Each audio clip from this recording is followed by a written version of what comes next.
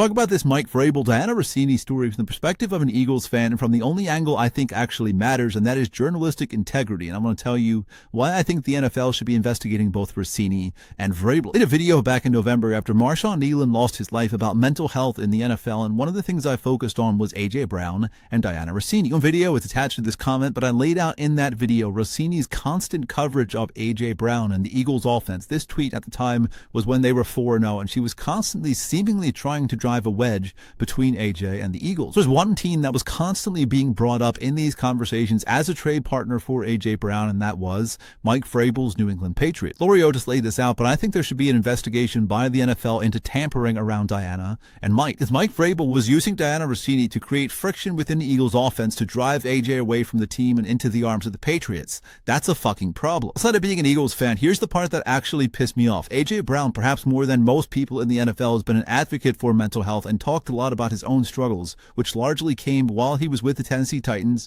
where Mike Vrabel was a coach, so he obviously knew that. In Tennessee, when A.J. Brown gave one of the more powerful press conferences ever given by a football player and talked about thinking about taking his own life. A.J. Brown's been open and honest about anxiety and depression his entire career. Then you have this person hyper-fixate on him and talk about him over and over and over again and create problems that were not there. Behavior never really made sense to anybody, but now with the alleged affair, that would make a whole lot of sense. Still just alleged, but you could look at this stuff and ask yourself, if you were at a resort with someone who is not your significant other and these pictures were taken, how would your significant other feel seeing them? The problem Diana's having is she's talked very openly at length about her marriage. She got married in 2020. Her husband is an Eagles fan, which makes this all a bit stranger. Still made fun of his looks very publicly. She's talked about problems with their communication, problems with their sex life very publicly while on air. It's all very strange, and it's all coming back up now, which is unfortunate. I think a lot of the professional details here are being forgotten. It's becoming the Dunk on Dianna show. People aren't talking about the fact Mike Vrabel has been married since 1999. If this is true,